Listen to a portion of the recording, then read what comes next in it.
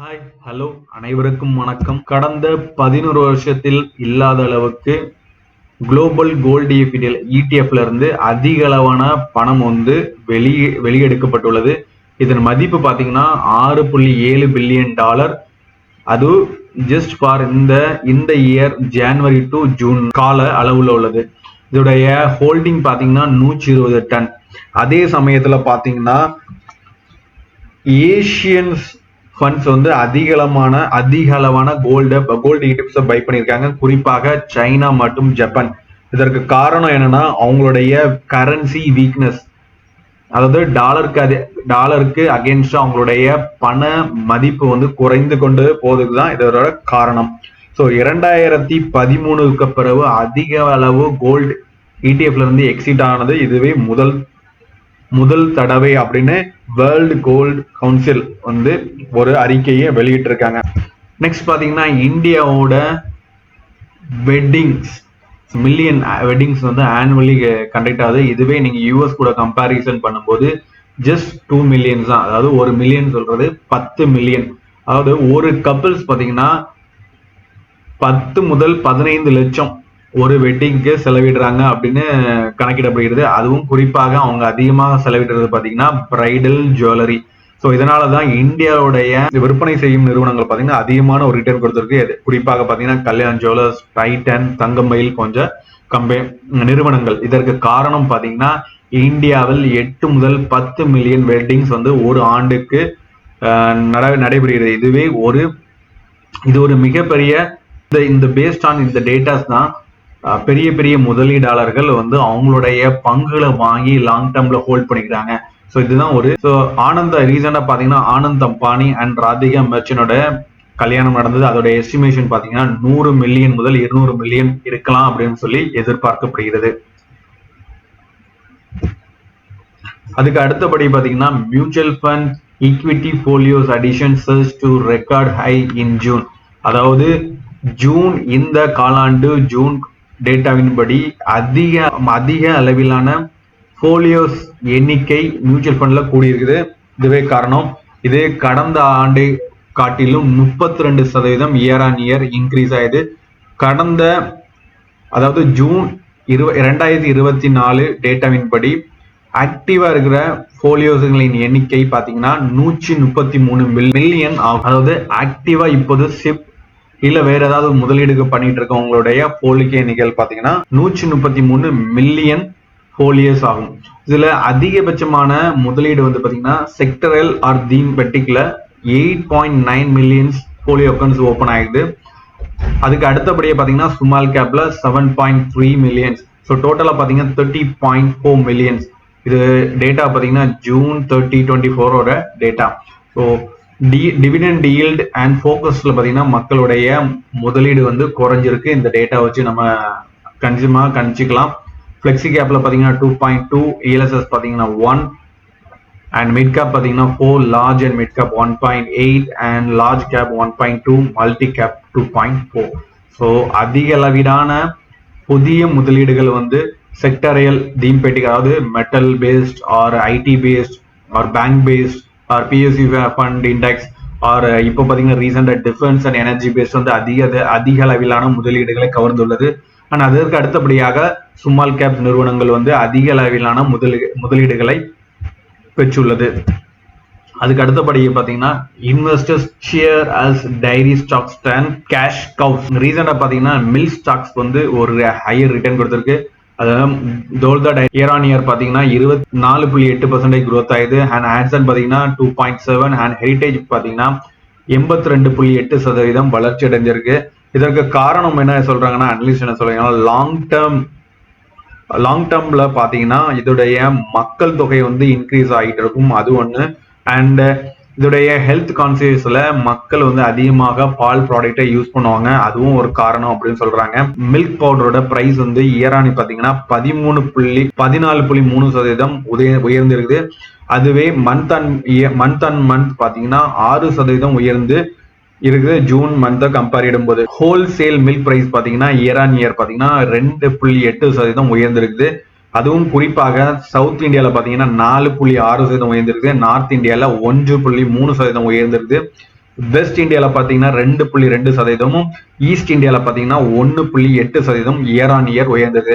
So பால் விலை வந்து அதிகமாக சவுத் இந்தியால உயர்ந்திருக்கு. இதற்கு காரணம் வந்து அதிகமான யூசேஜ். ஸோ நீங்க இன்வெஸ்ட் பண்ணும்போது சவுத் பேஸ்ட் மில்க் இண்டஸ்ட்ரியில இன்வெஸ்ட் பண்ணும்போது உங்களுடைய முதலீடு வந்து வளர்ச்சி அடைவதற்கு வாய்ப்புகள் அதிகம். ஏன்னா உங்களுடைய மார்ஜின் பாத்தீங்கன்னா ஹையா இருக்கும்.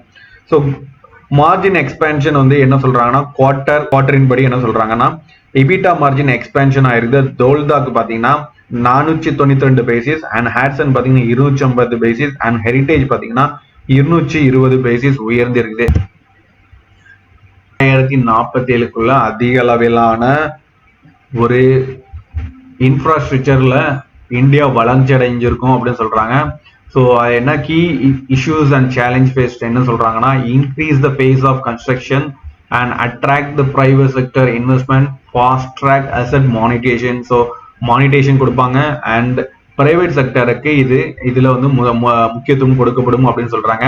அண்ட் அல்டர்னேட்டிவ் என்ன சொல்றாங்கன்னா incentives private companies those who are participation and green energy use பண்றவங்களுக்கு அதிக அளவு மானியங்கள் கொடுக்கப்படும்.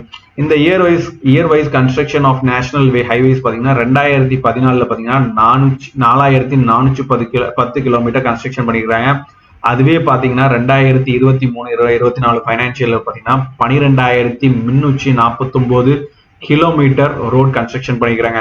ஸோ இது வந்து ஆல்மோஸ்ட் 2 times இன்க்ரீஸ் ஆயிடுது. ஸோ இந்த இயர் பட்ஜெட்ல நீங்க இதை ஃபோக்கஸ் பண்ணலாம். So key road construction cement companies பாத்தீங்கன்னா எல்என்டி பாத்தீங்கன்னா கடந்த ஒரு வருஷத்துல 49.28% உயர்ந்திருக்குது.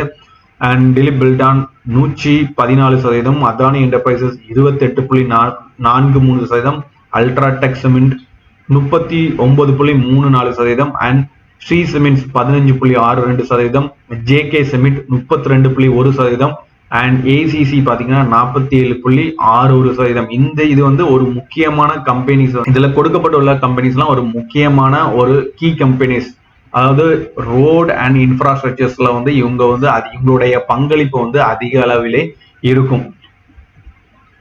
ஸோ இந்தியாவோட நேஷனல் ஹைவேஸ் உடைய லென்த் பாத்தீங்கன்னா 1,46,145 கிலோமீட்டர். அதுவே ஸ்டேட் ஹைவேஸ் பாத்தீங்கன்னா 1,79,535 kilometre. And other roads rural and urban roads பாத்தீங்கன்னா 63,45,403 கிலோமீட்டர். ஸோ இதோடைய growth வந்து இன்னும் உயர்வதற்கு வாய்ப்பு இருக்குது.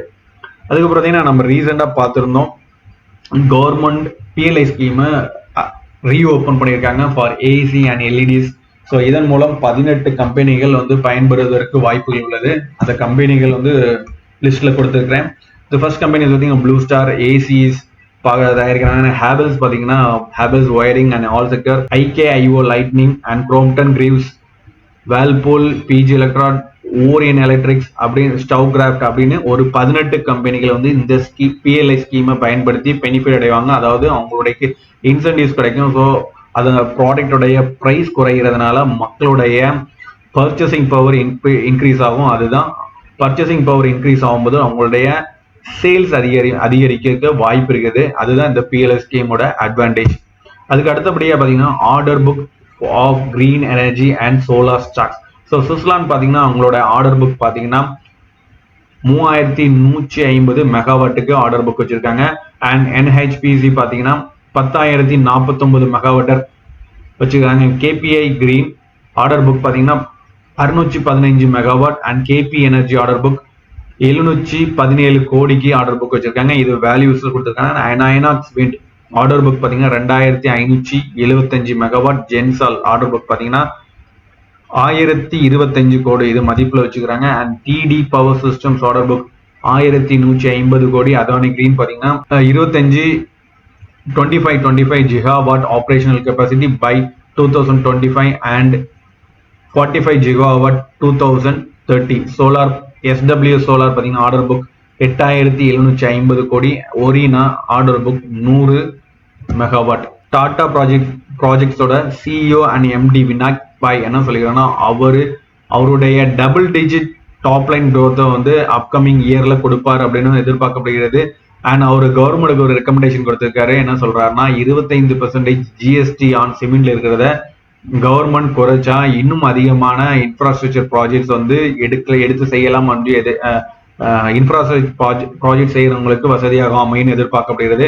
அண்ட் அவர் இன்னொரு விஷயம் என்ன சொல்லிக்கிறாருன்னா அவங்க ஐபிஓ வரலாம் கூடிய விரைவில், ஆனா அதற்கு முன்னாடி அவங்களுடைய பைனான்சியல் நிலவரத்தை வந்து சரி செய்து விட்டு வருவார்கள் அப்படின்னு எதிர்பார்க்கப்படுகிறது. அது மட்டும் இல்லாமல் அவங்க வந்து இன்வெஸ்ட்மெண்ட் இன் ரினியூவபிள் எனர்ஜிலையும் போக்கஸ் பண்றாங்க அப்படின்னு அவர் சொல்லியிருக்கிறாரு. மணி கண்ட்ரோலுக்கு கொடுத்த ஒரு news. Watt power the world in 2020 கடந்த 2023 மக்கள் பயன்படுத்திய எனர்ஜி எந்த எனர்ஜின்னு பாத்தீங்கன்னா அதிக லெவலான எனர்ஜி பாத்தீங்கன்னா நேச்சுரல் இருந்து யூஸ் பண்ணிருக்காங்க, கோல்ல இருந்து யூஸ் பண்ணிருக்காங்க 132%. அதுக்கு அடுத்தபடியா பாத்தீங்கன்னா ஆயில் 23%, அண்ட் நேச்சுரல் கேஸ் பாத்தீங்கன்னா 26%, நியூக்ளியர் எனர்ஜி பாத்தீங்கன்னா 4%, ஹைட்ரோஜெட் பாத்தீங்கன்னா 6%, அண்ட் ரினியூவல்ஸ் எனர்ஜி பாத்தீங்கன்னா 8%.